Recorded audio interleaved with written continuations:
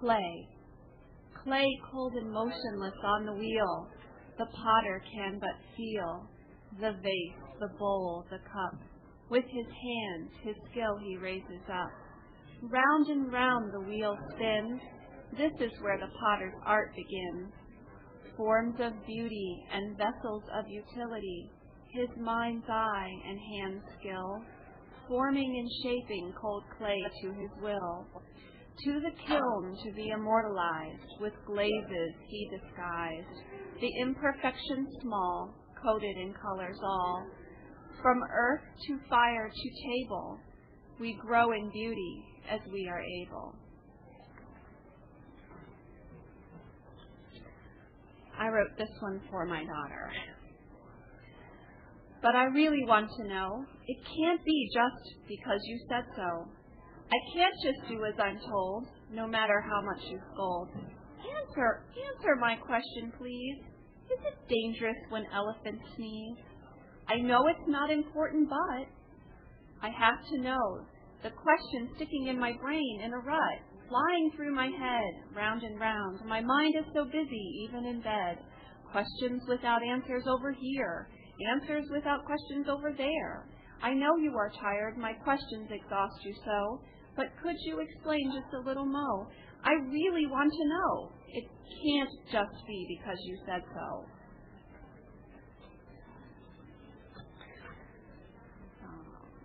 Come back to me.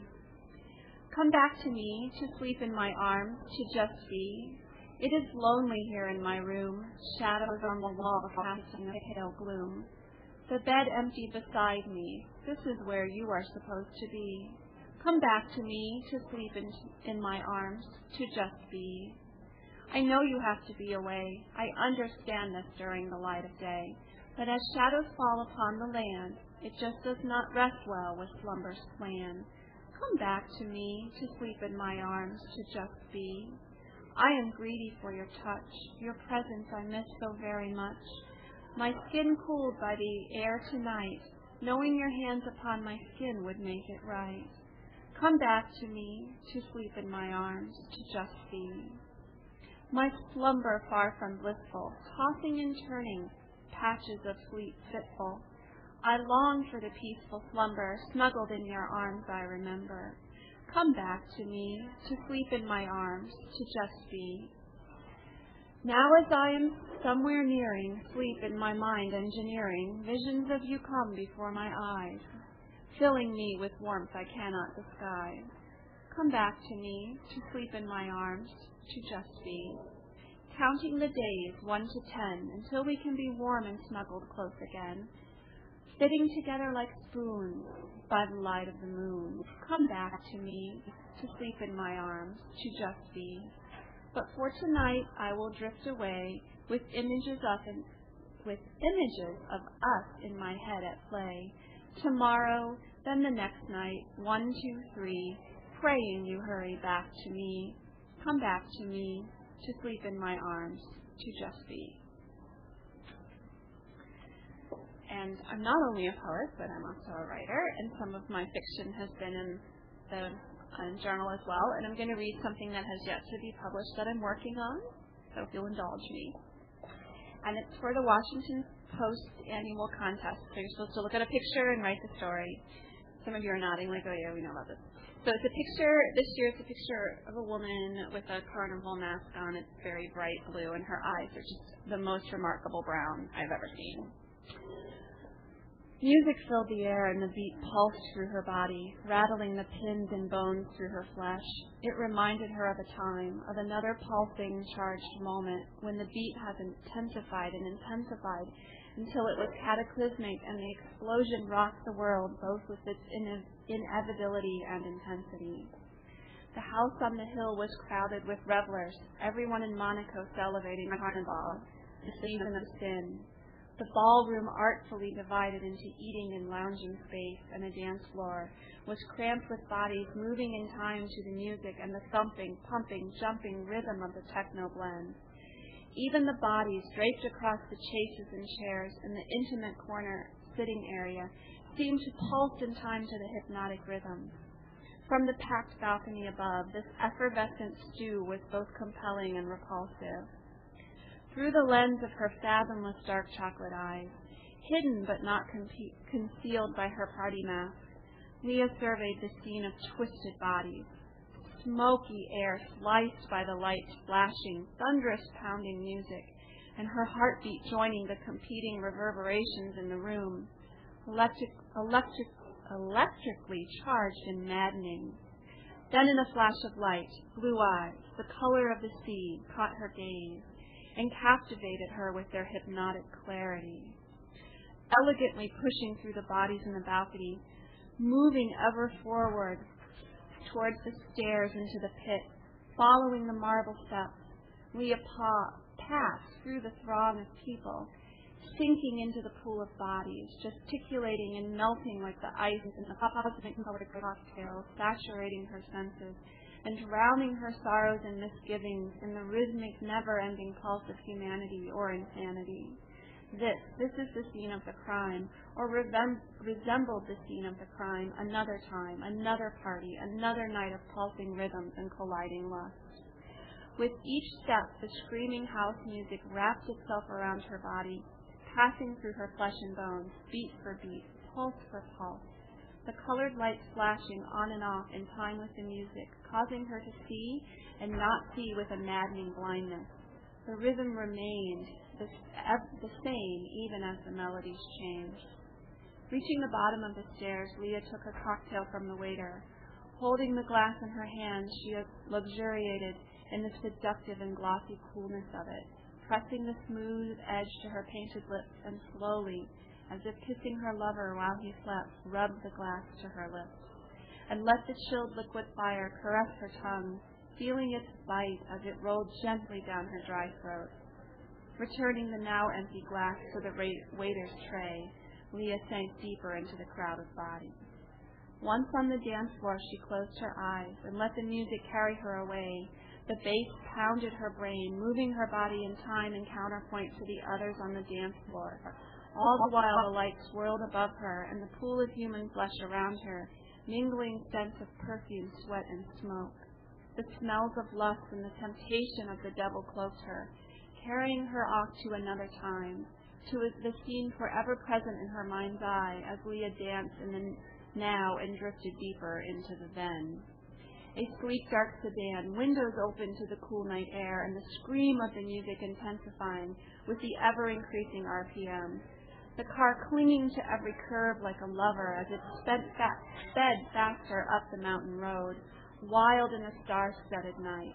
The G-forces ramping up their lust, tightening its hold on their collective madness, their race with lust and death, reckless in the moment until the devil took control and ended the race, an event which left Leah to face the night forever alone. The roar of the engine, roar of the music, the scream of her voice as he bobbed in and out of the traffic, tightened this curve and then loosened the next.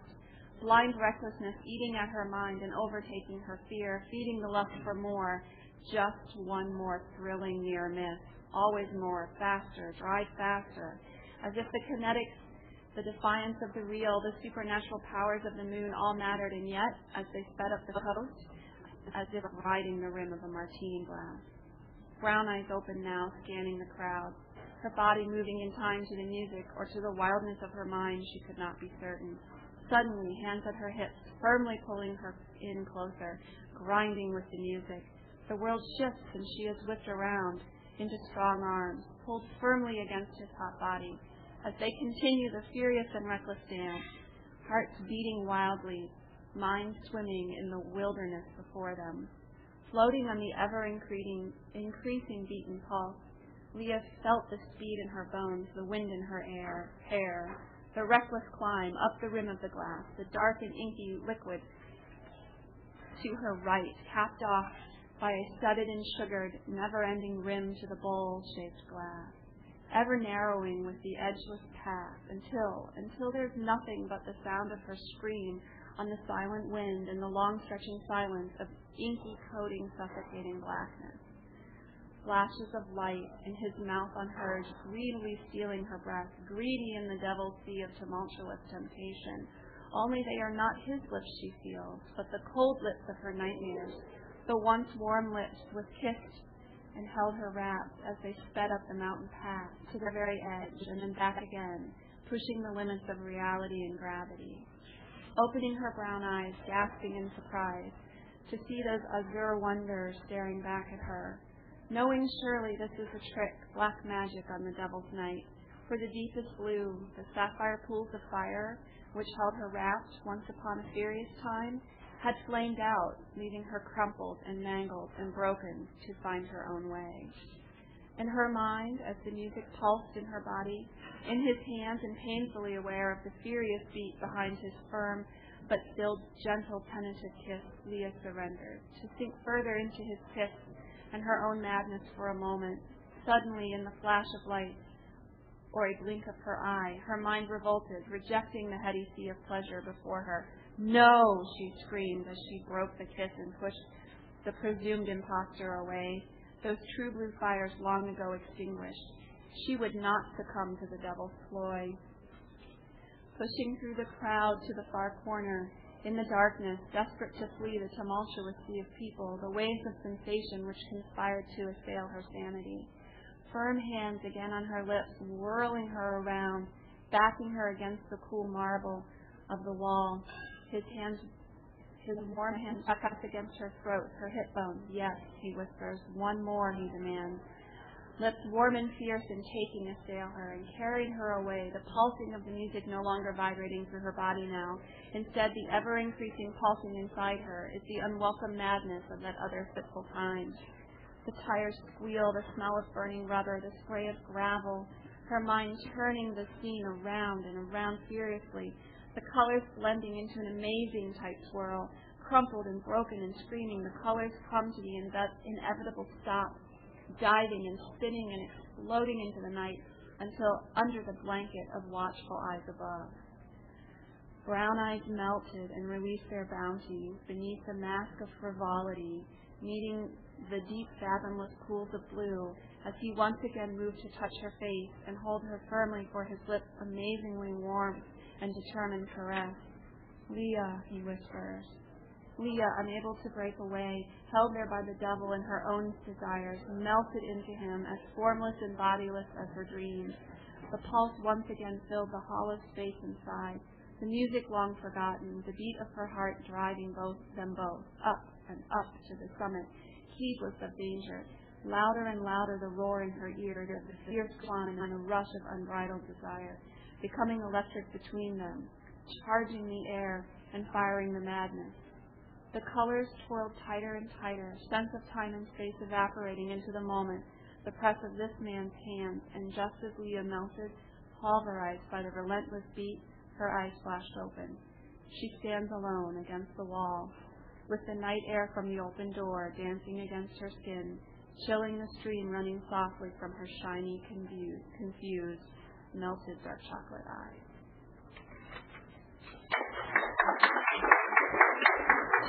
Thank you.